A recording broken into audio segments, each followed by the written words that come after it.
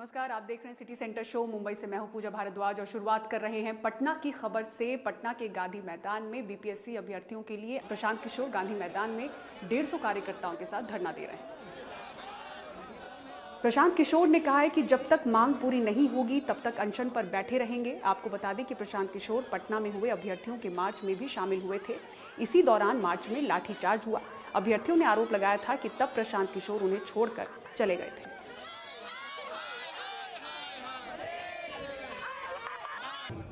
लेकिन प्रशासन तो बेकार अपना टाइम वेस्ट कर रहा है।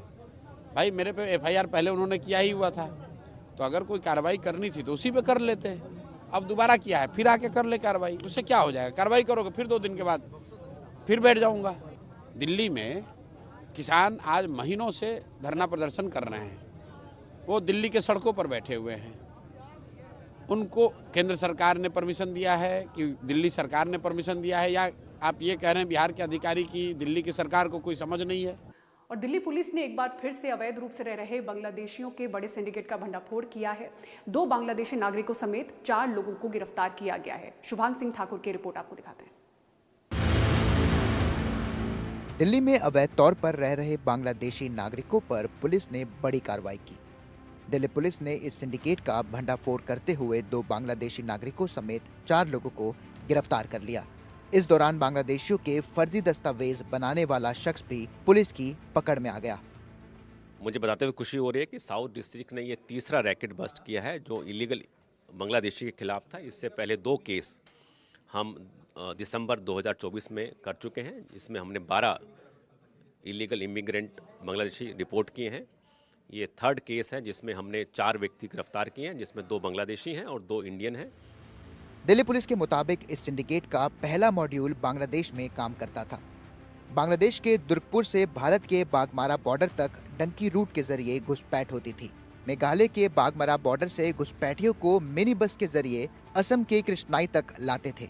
फिर ट्रेन के जरिए दिल्ली लाए जाते थे बांग्लादेशी। अवैध दस्तावेज बनाकर दिल्ली में बसाया जाता था। जनता प्रिंट साइट और भारत सेवा वेबसाइट के जरिए बनाए जाते थे अवैध दस्तावेज। दिल्ली में अब तक अवैध तौर पर रह रहे 70 से ज्यादा बांग्लादेशी नागरिकों को डिपोर्ट किया जा चुका है। गिरफ्तार आरोपियों के बैंक अकाउंट की भी जांच हो रही है।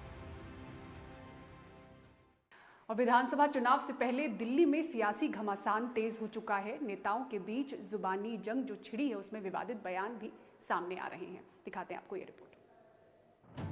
चुनावी माहौल में विवादित बयान देने वाले नेताओं की फहरिस्त में ताजा नाम जुड़ा है दिल्ली के मुख्यमंत्री आतिशी का। जरा बयान देखिए। बीजेपी का किसानों के बारे में बात करना वैसा ही है जैसे दाऊद अहिंसा पर प्रवचन दे रहा हो। दाऊद से तुलना हुई तो बीजेपी भड़क गई। दिल्ली में एक ऐसी सरकार है जिसका आधार ही झूठ है और लूट है। मनोज तिवारी को जवाब देने के लिए केजरीवाल खुद मैदान में कूद गए, लेकिन बात दिल्ली से उठाकर पंजाब ले गए। सोशल मीडिया प्लेटफॉर्म एक्स पर लिखा, पंजाब में जो किसान अनिश्चित अनशन पर बैठे हैं, भगवान उन्हें सलामत रखे, लेकिन यदि उन्हें कुछ होता है तो इसके लिए बीजेपी जिम्मेदार होगी। इस पूरे विवाद के पीछे है दिल्ली की मुख्यमंत्री को भेजी गई केंद्रीय कृषि मंत्री शिवराज सिंह चौहान की चिट्ठी। इस चिट्ठी में शिवराज ने दिल्ली सरकार को किसानों के प्रति जिम्मेदारी दिखाने और केंद्र की किसान कल्याणकारी योजनाएं लागू करने की सलाह दी थी। क्या महाराष्ट्र की सियासत 360 डिग्रीज घूमने जा रही है? ये सवाल इसलिए क्योंकि करीब 1.5 साल की बगावत के बाद अजीत पवार और शरद पवार के साथ आने की कामना की जा रही है। महाराष्ट्र में फिलहाल यही बड़ा सवाल है कि क्या शरद पवार और अजीत पवार चाचा भतीजे एक साथ आएंगे? इनके साथ आने के लिए दुआ कौन मांग रहा है, ये भी जानना दिलचस्प है। रौनक कुकड़े की रिपोर्ट आपको दिखाते हैं। महाराष्ट्र की राजनीति के बरगद बन चुके शरद पवार अपने आखिरी सियासी पारी में बिल्कुल अकेले हैं। वो सीढ़ियों पर खड़े नीचे देखते हैं जो ढलान दिखाती है, और ऊपर चढ़ने का रास्ता उनके भतीजे अजीत पवार के घर की तरफ चला गया। ऐसे में लगता है कि शरद पवार को भी अपने भतीजे का ही शायद इंतजार है कि वो आए और मना कर ले जाएं।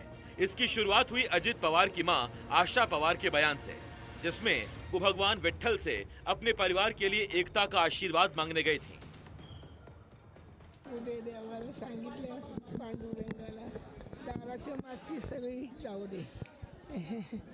आता या पद्धतीने सगळीकडनं संवाद सुरू व्हायला लागले. लवकरात लवकर या वर्षात व्हावं असं वाटतंय. शरद पवार आणि अजितदादा एकत्र यावे. 1991 में जब शरद पवार रक्षा मंत्री बनकर मुंबई से नई दिल्ली आ गए थे, तब बारामती से लेकर स्थानीय स्तर पर पवार की राजनीति उनके भतीजे अजित पवार के कंधों पर आ गई. उसके बाद पवार की स्थानीय राजनीति के कर्ता धर्ता अजित पवार ही बन गए. लेकिन सत्ता की रस्साकशी में दोनों के रास्ते अलग हो गए. 2023 में अजित पवार विधायकों के एक बड़े धड़े को लेकर बीजेपी के साथ चले गए और महाराष्ट्र सरकार में उप मुख्यमंत्री बन गए. लेकिन 2024 के लोकसभा चुनावों में महाराष्ट्र की जनता ने अजित पवार पर नहीं बल्कि शरद पवार पर भरोसा जताया. हालांकि 6 महीने के भीतर ही विधानसभा का चुनाव आते आते खेल बदल गया और महायुति को शानदार जीत मिल गई, जिसमें अजित पवार ने भी बहुत अच्छा प्रदर्शन किया. इसके बाद से दोनों परिवारों को करीब लाने का प्रयास शुरू हो गया. अब अजित पवार की माताजी की दुआ के साए में एनसीपी के कई नेता इस प्रयास को आगे बढ़ा रहे हैं. हमारे जो ग्रुप हुए हैं, हमारी पार्टी तो एनसीपी है. अगर सब मिलकर अगर हम साथ आ सकते हैं और पवार फैमिली अगर साथ में एक हो सकती है तो उसमें हमें तो खुशी होगी. तो क्या दोनों पवार खेमों में कुछ खिचड़ी पक रही है? इसकी क्रोनोलॉजी को इस तरह समझिए. 12 दिसंबर को शरद पवार के 85वें जन्मदिन के मौके पर अजित पवार जब अपने परिवार के साथ शरद पवार से मिलने उनके घर पहुंचे, वहां अजित का स्वागत करने के लिए सुप्रिया सुले तैयार थी. 14 दिसंबर को शरद पवार की पार्टी से विधायक रोहित पवार की मां सुनंदा पवार ने कहा कि अब परिवार को एक हो जाना चाहिए और अब नए साल में अजित पवार की माताजी ने भी सुलह की दुआएं मांगी हैं. इससे आगे 9 जनवरी को शरद पवार खेमे के विधायकों की बैठक होने वाली है, जिसमें बहुत कुछ तय हो जाएगा. अब सवाल ये है कि चाचा और भतीजा के एक होने के कयास कहीं शरद पवार की रणनीति का हिस्सा तो नहीं? शरद पवार की इस रणनीति के पीछे की वजह महाविकास अघाड़ी का खत्म होता वजूद हो सकता है. दूसरी तरफ बीजेपी को भी पवार के अपने भतीजे के खेमे में आने पर ऐतराज नहीं दिखता. मैंने कहा था कि विधानसभा चुनाव के बाद महाविकास आघाड़ी की स्थिति ऐसी बनने वाली है, एक दिल के टुकड़े हुए हजार, कोई कहाँ गिरा कोई कहाँ गिरा, ये स्थिति महाविकास आघाड़ी की हो चुकी है. ये मैंने बात कही थी चुनाव के पहले, यही हो रहा है. अब महाविकास आघाड़ी में बहुत असंतोष है, उनके दिल टूटे हुए हैं, मानसिकता पूरी नीचे आ चुकी है, कोई किसी से बात करने को तैयार नहीं है, सारे संवाद बंद है, सारे संवाद है, सभी में विसंवाद हो गया है. लोकसभा चुनाव में अच्छे प्रदर्शन के बाद महाविकास अघाड़ी को विधानसभा में भी बम्पर प्रदर्शन की उम्मीदें थी, लेकिन हुआ उल्टा. शायद यही वजह है कि तीनों पार्टियों में रस्साकसी बढ़ती जा रही है. खबर है कि उद्धव ठाकरे की पार्टी अकेले ही बीएमसी चुनाव लड़ने की तैयारी कर रही है. दिलचस्प ये कि हाथ छूट रहा है, साथ छूट रहा है, लेकिन भरोसा नहीं टूट रहा. आज भी महाविकास अघाड़ी के लिए जोड़ने वाली कड़ी शरद पवार ही दिखते हैं. शिवसेना माननीय उद्धव ठाकरे यांच्या नेतृत्वाखाली ही अत्यंत खंबीर आहे. एका पराभवानं खचणाऱ्यांची अवलाद आमची नाही, आम्ही पळपुटे नाही. महानगरपालिकेची तयारी सुरू आहे. आम्ही त्याच हिमतीनं महानगरपालिका लढू आणि आम्हाला खात्री आहे आम्ही संघर्ष करू, लढू आणि महानगरपालिकेवरती मराठी माणसाचा झेंडा कायम ठेवू. थोड़ा इंतजार करेंगे तो तस्वीरें और साफ होंगी. अगर 9 जनवरी को शरद पवार के विधायकों ने भी अजित पवार के साथ जाने के लिए हरी झंडी दिखा दी तो एमवीए कौड़ी का 3 बन जाएगा. उद्धव अकेले होंगे और कांग्रेस का क्या होगा पता नहीं. मुंबई से रौनक कुकड़े के साथ एनडीटीवी इंडिया की रिपोर्ट. दौसा के पास बाघ ने वन विभाग की गाड़ी पर हमला कर दिया, जिससे गाड़ी के शीशे टूट गए. वन विभाग की टीम बाल बाल बची. इससे पहले भी ये 3 गांव वालों पर हमला कर चुका है. वन विभाग की टीम अब इसे ट्रैक करने में लगी हुई है. दिखाते हैं आपको पूरी खबर.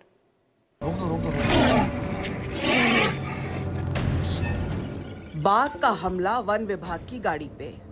बाघ को पकड़ने निकली वन विभाग की टीम पे बाघ ने अचानक हमला कर दिया.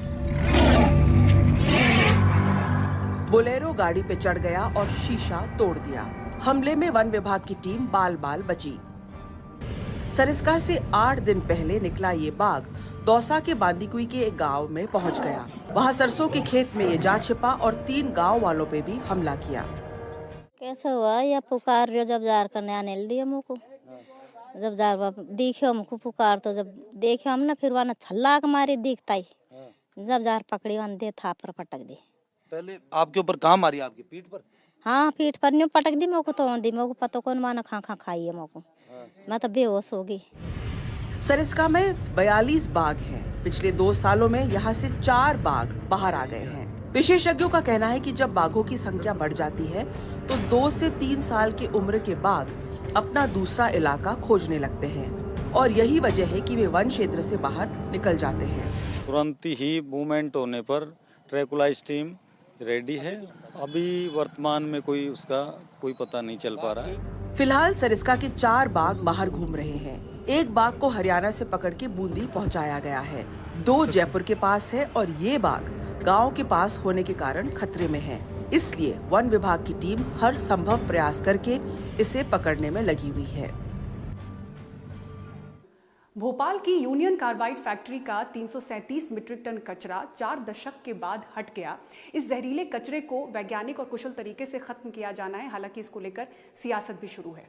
विश्व की सबसे बड़ी औद्योगिक त्रासदी भोपाल गैस त्रासदी के 40 साल बाद कोर्ट के निर्देश पर भोपाल से यूनियन कार्बाइड के 337 मीट्रिक टन जहरीले कचरे को हटा दिया गया।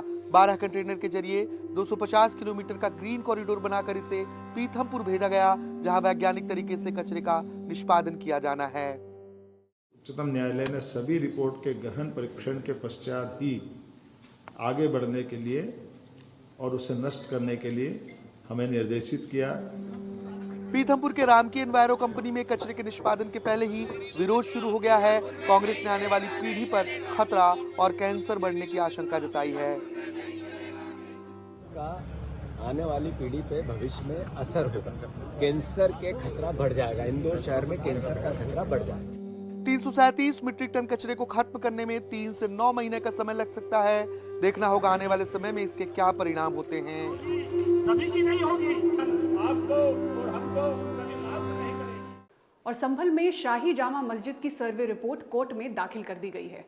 गुरुवार को एडवोकेट कमिश्नर रमेश सिंह राघव ने करीब 45 पन्नों की रिपोर्ट सौंपी है। इसके साथ ही वीडियोग्राफी और तस्वीरें भी कोर्ट को दिए गए हैं। आपको बता दें कि कोर्ट कमिश्नर 24 नवंबर को शाही जामा मस्जिद का सर्वे करने के लिए पहुंचे थे, लेकिन इस दौरान हिंसा शुरू हो गई। संभल में एक के बाद एक प्रशासन बावड़ी और कूप का सर्वे कर रहा है। ये जो आप देख रहे हैं ये बहुत ही खूबसूरत एक बावड़ी है, जिसको ये कहा जाता है कि ये पृथ्वीराज चौहान के जमाने की बावड़ी है और अलग अलग जो शासक हैं वो इन बावड़ियों का उन्होंने अलग अलग वक्त पर जीर्णोद्धार करवाया। अब ये जो बावड़ी है ये आप देख सकते हैं कि ये एक समय 7 मंजिला बावड़ी रही थी, लेकिन अब जो है वो केवल 2 मंजिल बावड़ी ही इसमें दिख रहे हैं। यानी इसमें जो मिट्टी है वो काफी पट गई और इस बावड़ी में हर एक मंजिल पर कई सारे कमरे हैं। ये कमरे जो है वो इस तरीके से हैं। ये देखिए, ये कमरे का इस तरीके का ये गेट होता था। हालांकि अभी मिट्टी काफी पट गई है, लेकिन इस कमरे के अंदर आप जा सकते थे और यहां पर रुक सकते थे। तो ये बावड़ी का निर्माण इसलिए संभल और इसके आसपास के इलाकों में करवाया गया था कि इन बावड़ी में जब सेनाएं चलती थीं, क्योंकि संभल का एक लोकेशन बहुत महत्वपूर्ण है। दिल्ली से महज 200 किलोमीटर की दूरी पर है, आगरा से भी इसी तरीके से 150 किलोमीटर की दूरी पर है। तो मध्य भारत के मध्य में संभल क्षेत्र स्थित है। तो इसके वजह से हजारों साल पहले से ही इसकी जो लोकेशन है वो बहुत महत्वपूर्ण रही है। तो इसको, इस संभल क्षेत्र को कहा जाता है कि पृथ्वीराज चौहान की राजधानी थी ये। और उसके बाद में अलग अलग जो शासक हैं वो वहाँ पर हुए। बाबर यहाँ पर आए, उसके बाद उनकी भी सेनाओं ने इसका इस्तेमाल किया। ये जो बावड़ी है ये 7 मंजिला एक वक्त में बावड़ी होती थी और इसमें सैकड़ों लोग इस बावड़ी का इस्तेमाल कर सकते थे, यानी यहाँ पर रह सकते थे। और ये इसलिए बहुत महत्वपूर्ण रही है क्योंकि जब सेनाओं का आना जाना होता था तो यहाँ पर इसको इस्तेमाल किया जाता था, पानी पीने के लिए, नहाने के लिए और आराम करने के लिए। ये मैं दिखाता हूँ कि कहाँ पर ये बावड़ी के अंदर ये आप देखिए कि ये बरामदा नुमा एक जगह होती है और यहाँ पर लोग जो है वो इसका इस्तेमाल करते थे गर्मियों में, गर्मी से बचने के लिए और इसमें आराम करने के लिए। ये आप देखिए छतें जो है बावड़ी की अभी भी कितनी मजबूत हैं और 7 मंजिला इसी तरीके से एक के बाद एक तल होते थे, मंजिल होते थे और जाने के लिए ये आप देखिए ये बावड़ी का गेट होता था एक बरामदे को दूसरे बरामदे से जोड़ने के लिए। तो इस तरीके से ये भी आप देखिए कि इस तरीके से ये आने जाने के लिए छोटे छोटे जो रास्ते हैं वो इन बावड़ियों में होते थे और ना सिर्फ आने जाने के लिए बल्कि बाकायदा सीढ़ियाँ यहाँ पर बनी हुई हैं और ये जो सीढ़ी है इस सीढ़ी के ज़रिए एक तल्ले से दूसरे तल्ले पर लोग जाते थे।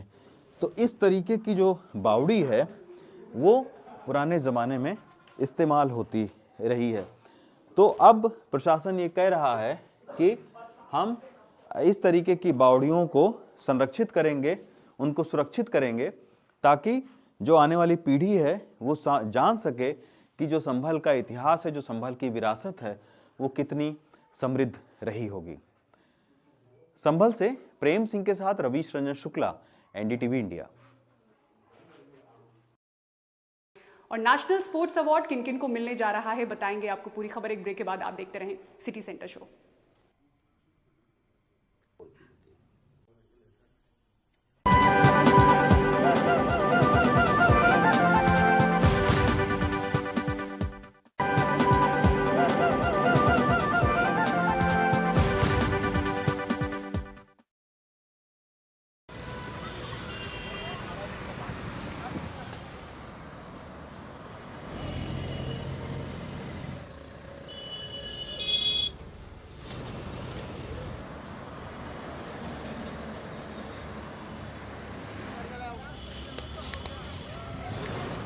के चौराहों पर नजर आते ये कबूतर देखने में तो अच्छे लगते हैं, लेकिन क्या आपको पता है कि आपके लिए ये कितने खतरनाक हो सकते हैं? हाल ही में पीडब्ल्यूडी ने चितरंजन पार्क के ट्रैफिक आइलैंड को हटा दिया क्योंकि यहाँ कबूतरों को खाना खिलाने से बीमारियों के फैलने का खतरा बढ़ गया था, लेकिन कुछ नहीं बदला। ये सीआर पार्क का वो ट्रैफिक आइलैंड है जो कबूतरों को दाना डालने का एक हब बन गया था और इसे 30 दिसंबर को मंत्री सौरभ भारद्वाज के प्रेजेंस में पीडब्ल्यूडी ने डिमोलिश भी किया था, लेकिन आज करीब 4 दिन बाद स्थिति वही देखने को मिल रही है। कबूतर एक बार फिर यहाँ जमा हो गए, दाने भी बिक रहे हैं और लोग जो हैं वो भी लगातार जो है यहाँ पे आ रहे हैं कबूतरों को दाना डालने के लिए। दुनिया भर में कबूतरों को फ्लाइंग रैट यानी कि उड़ने वाले चूहे कहा जाता है। इसके पीछे की वजह उनकी तेजी से बढ़ती आबादी, गंदगी फैलाने की आदत और उनके मल में मौजूद बैक्टीरिया और फंगल इन्फेक्शन है जो इंसान के फेफड़ों तक पहुंच सकते हैं। देखिए, जब हम पिजन की बात करते हैं, कबूतर की बात करते हैं, तो उनकी जो ड्रॉपिंग्स होती है, बीट होती है और जो उनके पंख होते हैं, ये जब ड्राई हो जाते हैं, सूख जाते हैं, तो ये कई तरह की बीमारियों का कारण बन जाते हैं। एक जो सबसे कॉमन प्रॉब्लम होती है उसको हम कहते हैं हाइपर सेंसिटिविटी न्यूमोनाइटिस, मतलब लंग से संबंधित एक काफी खतरनाक बीमारी होने की संभावना बन जाती है। लेकिन दिल्ली के लोग इस समस्या को मानने को तैयार नहीं हैं। उनका कहना है कि कबूतरों को दाना डालना सिर्फ एक आदत नहीं बल्कि उनकी आस्था का हिस्सा है।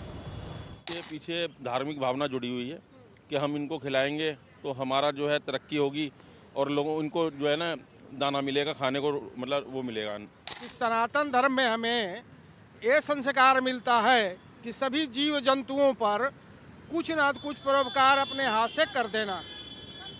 लेकिन दूसरे पहलू ये भी कहते हैं कि कबूतरों का सार्वजनिक स्थानों पर जमघट कुछ लोगों के लिए रोजगार का साधन बन चुका है। यदि कबूतरों को हटाया जाता है तो उनके साथ जुड़ी हुई रोजी रोटी भी खत्म हो जाएगी। क्या करें, हमारा मजबूरी है। हमें 5 गो बच्चे है, उसको पालना है। नहीं बेचेंगे तो क्या करेंगे, कौन काम करें हम लोग? हम लोग भूखा मरेंगे। अब क्या होगा मैडम जी? फिर आप लोग के घर जाएंगे, जो हटाएगा। आप क्या कर सकते बाल बच्चा को लेके, आप तो कोई उपाय ही नहीं है। एमसीडी ने भी कई महीनों पहले इन फीडिंग स्पॉट्स को हटाने पर विचार किया था, फिर भी जमीनी स्तर पर इसका असर आज भी बहुत कम दिखता है। कबूतरों को दाना देने की परंपरा और आस्था बिना किसी डर के जारी है। PWD, MCD या कोई भी गवर्नमेंट एजेंसी हटाए, उससे कोई फर्क नहीं पड़ता। अगर लोग मान लो वहाँ पे दाने डालते रहेंगे या मान लो उसकी जगह बगल में डालना शुरू कर देंगे या कहीं और डालना शुरू कर देंगे तो वहाँ कबूतर इकट्ठे हो जाएंगे। तो ये सरकार की एजेंसी के करने से नहीं होगा, ये पब्लिक अवेयरनेस चाहिए कि लोगों को ये समझना चाहिए कि ये डेंजरस है। तो सवाल ये है कि क्या दिल्ली के कबूतरों वाले चौराहे और उन पे दाना डालने की परंपरा एक आस्था है, आदत है, रोजी रोटी का जरिया है, या फिर शहर की सेहत के लिए एक बढ़ता खतरा? अब इन चीज़ों में संतुलन बनाने की ज़रूरत है और लोगों में जागरूकता फैलाने की भी ज़रूरत है। दिल्ली से कैमरा पर्सन अशोक महाले के साथ प्रेरणा शर्मा, NDTV इंडिया के लिए। और खेल मंत्रालय ने नेशनल स्पोर्ट्स अवार्ड का ऐलान कर दिया है। ओलंपिक में डबल मेडल जीतने वाली शूटर मनु भाकर और world chess champion D Gukesh को मेजर ध्यानचंद खेल रत्न पुरस्कार से सम्मानित किया जाएगा। साथ ही हॉकी टीम के कप्तान हरमनप्रीत सिंह और para athlete player Praveen Kumar को भी खेल रत्न पुरस्कार से सम्मानित किया जाएगा। मनु भाकर ने पेरिस ओलंपिक में 2 मेडल जीते थे। वहीं 18 साल के ग्रैंड मास्टर डी गुकेश ने सिंगापुर में 11 दिसंबर को वर्ल्ड चेस चैंपियनशिप का खिताब जीता था। इतनी कम उम्र में खिताब जीतने वाले गुकेश दुनिया के पहले चेस प्लेयर बने थे। इसके साथ ही 32 खिलाड़ियों को अर्जुन पुरस्कार दिया जाएगा। 5 कोच को द्रोणाचार्य अवार्ड मिलेगा। मैं अपने आप को प्राउड फील कर रहा हूँ अभी, और मोटिवेट भी फुल कर रहा हूँ कि मैं आगे अभी जो अपकमिंग मेरे कॉम्पिटिशन्स हैं उनमें मैं और अच्छा करूँगा। ये मुझे मोटिवेट्स कर रहा है मेरे को ये अवार्ड, और थैंक यू। और मोदी जी ने जो हमें एक तरह का रेस्पेक्ट जो दिलाई है पूरे इंडिया में कि डिसेबल पर्सन्स, दिव्यांग लोग भी कुछ कर सकते हैं, वो इतना अच्छा कर रहे हैं तो आप भी कर सकते हैं। हम कुछ लोगों के लिए इंस्पिरेशन है जो कि अपनी लाइफ में जो टूट जाते हैं, आगे बढ़ नहीं पाते हैं, हम उनको मोटिवेट कर रहे हैं। तो ये प्राउड की बात है कि हमारे लिए कि हम किसी को एक लक्ष्य दे पा रहे हैं। जी बहुत ज़्यादा अच्छा लग रहा है कि एक प्लेयर का जब अचीवमेंट्स होती है उसके बाद उसको अवार्ड से नवाजा जाता है तो बहुत अच्छा लगता है। तो मुझे बहुत ज़्यादा अच्छा लग रहा है, मैं बहुत ज़्यादा खुश हूँ। जी देखिए, जब एक प्लेयर को जब उसका जो मेहनत होती है उसका फल मिलता है ना, तो बहुत ज़्यादा उसको मतलब उसको मोटिवेशन मिलता है। तो मुझे ये अर्जुना अवार्ड मिला है तो मुझे बहुत ज़्यादा मोटिवेशन मिला है, और मैं और ज़्यादा जोश से काम करूँगी ताकि मैं अपने देश के लिए दोबारा से मतलब वर्ल्ड लेवल पर गोल्ड मेडल दिला सकूँ और दोबारा से एशिया चैंपियन बन के अपने देश का झंडा एशिया लेवल पर और वर्ल्ड लेवल पर दोबारा से लहरा। और सिटी सेंटर शो में फिलहाल इतना ही। पूरी टीम को दीजिए इजाजत। खबरों के लिए देखते रहें NDTV इंडिया। नमस्कार।